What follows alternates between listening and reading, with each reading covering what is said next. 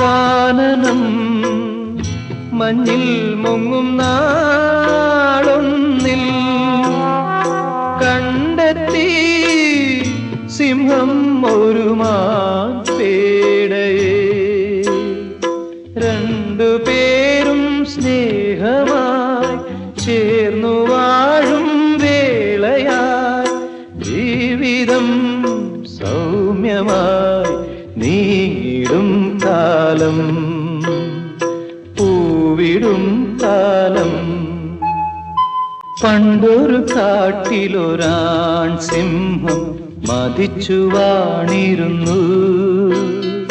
ജീവികൾക്കെല്ലാം ശല്യമായി എങ്ങും മേഞ്ഞിരുന്നു.